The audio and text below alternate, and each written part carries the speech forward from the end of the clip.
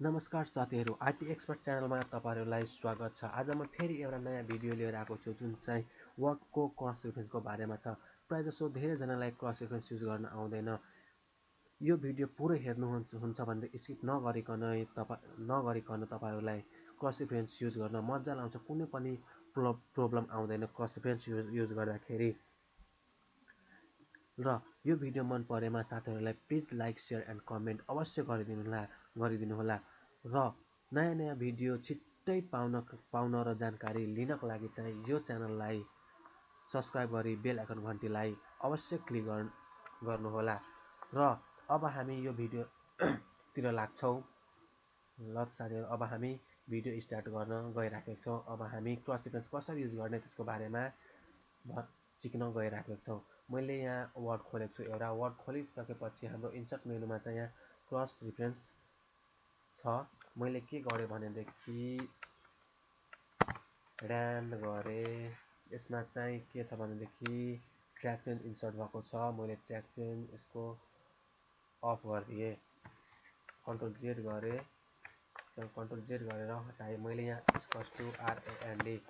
=RAND ऱ्यान्ड गरेँ। ऱ्यान्ड गरिसकेपछि हाम्रो वर्ड आउँछ। मैले फेरि यो क्यापिटलमा छ ऱ्यान्ड =RAND ऱ्यान्ड गरेँ। ऱ्यान्डमा मैले 15 वटा प्याराग्राफ हाम्रो आउँछ। अहिले हाम्रो कतिवटा पेजमा आएको छ भने 6 वटा पेजमा आएको छ। मैले के गरेँ भनेदेखि अब चाहिँ ल यो कुन पेज हो हाम्रो भनेदेखि कुन पेजमा आएको छ अहिले कसो 3 पेजमा छ। मैले अब यहाँ गएँ।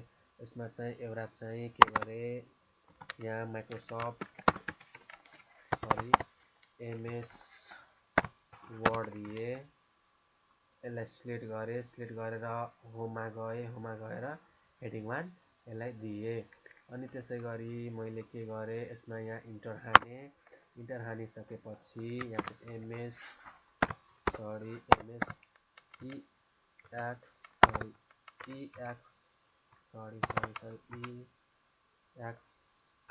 एक्सेल दिएँ। फेरि यसलाई सिलेक्ट गरेर हेडिङ 1 दिएँ। हेडिङ 1 दिएर मैले फेरि के गरेँ, ल यहाँ गरिदिउँ, कहाँ गरिदिउँ, ल यहाँ गरिदिएँ। मैले यहाँ चाहिँ दिएँ MS पावर पोइन्ट। फेरि यसलाई सिलेक्ट गरेँ अनि यसलाई पनि हेडिङ 1 दिएँ। त्यसै गरी अब जाम हामी ल यो पेजमा राखिदिउँ एउटा। मैले इन्टर हान्दै गएँ अनि यहाँ चाहिँ MS एक्सेस नै लेखिदिएँ। यसलाई पनि सिलेक्ट गरेर हेडिङ 1 दिएँ। क्रस रेफरेन्स युज गर्दाखेरि हामीलाई यो हेडिङ 1 मै युज गर्नुपर्ने हुन्छ। जब हामी हेडिङ 1 युज गरेका हुँदैनौँ भनेदेखि हाम्रो क्रस रेफरेन्स युज हुँदैन। त्यही भएर चाहिँ हामीलाई गाह्रो हुन्छ। जसले चाहिँ क्रस रेफरेन्समा हेडिङ 1 वा हेडिङ 2 युज गरेका हुँदैन त्यसको चाहिँ क्रस रेफरेन्स बन्दैन। जसले चाहिँ हेडिङ 1 युज गरेका हुन्छन् क्रस रेफरेन्स युज गर्नको लागि, त्यसको चाहिँ क्रस रेफरेन्स युज गर्दाखेरि सक्सेसफुल्ली हुन्छ। र अब हामी कहाँ जाऊँ भनेदेखि जुनै पेजमा पनि क्रस रेफरेन्स इन्सर्ट गर्दा पनि हुन्छ। मैले ए पेजमा गर्दैछु। इन्टर हान्दै गएँ। इन्टर हानिसकेपछि म एउटा यहाँ टेबल लिएँ। यसमा SN दिएँ, यसमा लिसन दिएँ, यसमा पेज नम्बर दिएँ हाम्रो ल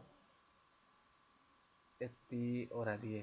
अब यसमा मैले के गरेँ, SN दिएँ, यसमा लेसन दिएँ अनि यसमा चाहिँ पेज नम्बर दिएँ। पेज नम्बर यसमा अब मैले के गरेँ, 1 दिएँ, 2 दिएँ, त्यसपछि 3 दिएँ अनि यसमा चाहिँ 4 दिएँ। ल अब यसमा लिसन चाहिँ इन्सर्ट गर्नुपर्ने हुन्छ र पेज नम्बर इन्सर्ट गर्नुपर्ने हुन्छ। हामीलाई के भयो त क्रस रेफरेन्सबाट हामीलाई चाहिँ इन्सर्ट गर्नुपर्ने हुन्छ। फर्स्टमा चाहिँ यो टेबलको यो सेकेन्ड कोलमको सेकेन्ड रोमा यो लेसनको सेलमा क्लिक गर्नु, लेसनभन्दा तलको सेलमा क्लिक गर्नुपर्ने हुन्छ।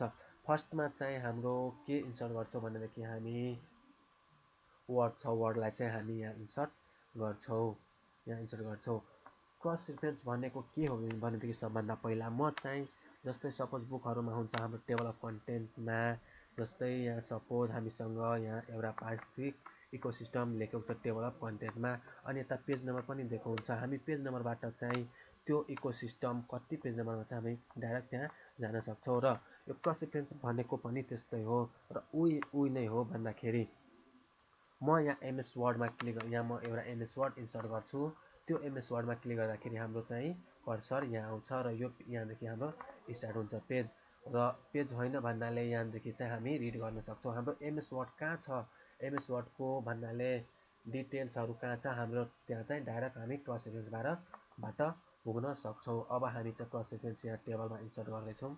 मैले यहाँ क्लिक गरेँ अनि यहाँ इन्सर्टमा गएर यहाँ क्रस रेफरेन्स छ, मैले यहाँबाट इन्सर्ट गरेँ। होइन भने रेफरेन्स मेनुमा गएर यहाँ क्रस रेफरेन्स छ, दुईवटा मध्ये कुनै मेनुबाट पनि इन्सर्ट गर्दा हुन्छ। मैले इन्सर्ट मेनुबाट नै यहाँ इन्सर्ट गरेँ। हामी के गरेको छौँ भनेदेखि हेडिङ युज गरेका छौँ। हेडिङ युज गरेका छौँ। त्यही भएर हामीलाई चाहिँ हेडिङ दिनुपर्ने हुन्छ। मैले यहाँ हेडिङमा क्लिक गरेँ। हेडिङमा सबभन्दा पहिला के दिने भनेदेखि मैले यहाँ इन्सर्ट गरेँ वर्डलाई, त्यसपछि अर्को सेलमा गएर फेरि मैले क्रस रेफरेन्स इन्सर्ट मेनुमा छ, मैले यहाँ क्रस रेफरेन्समा क्लिक गरेँ।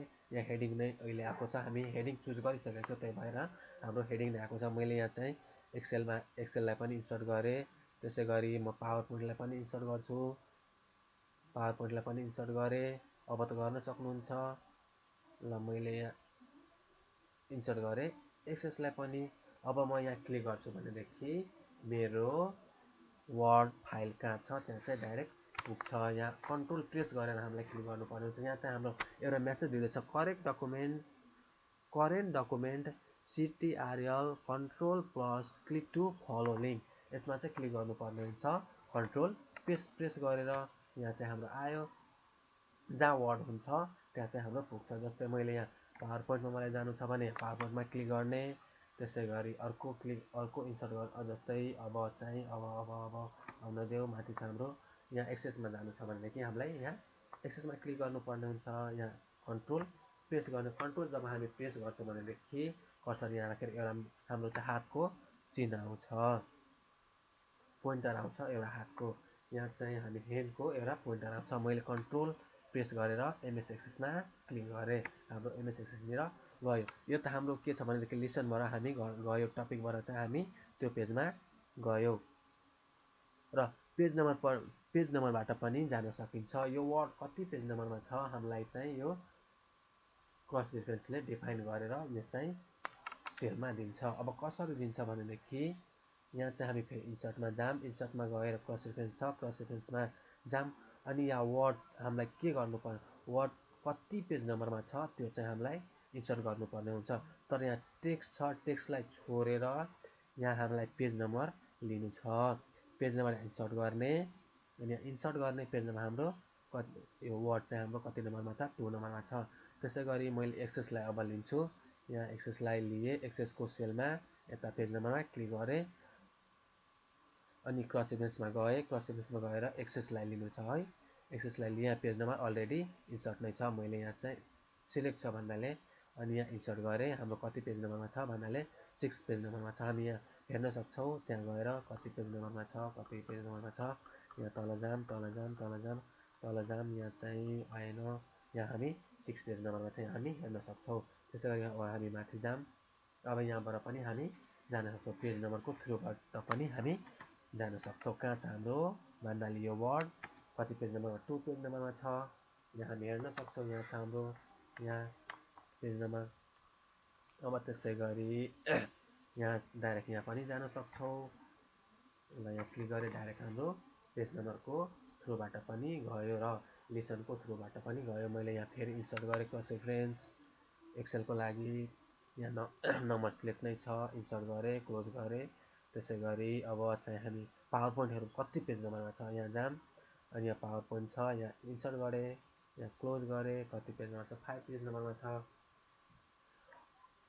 हामी यसरी चाहिँ क्रस रेफरेन्सबाट एउटा टपिकबाट भन्नाले एउटा हामीलाई टपिक बनाउनु पर्ने हुन्छ, त्यसको डिटेल चाहिँ तल लेख्नुपर्ने हुन्छ र त्यो क्रस रेफरेन्समा क्लिक गर्दाखेरि हाम्रो अटोमेटिक चाहिँ त्यसको भन्नाले जुन हामी यहाँ चाहिँ हेडिङ इन्सर्ट गरेका हुन्छौँ तल त्यो हेडिङबाट हामीलाई एउटा जहाँ पनि यो टेबल यो क्रस रेफरेन्स युज गर्दा हुन्छ। मैले फर्स्ट पेजमै युज गरेको छु।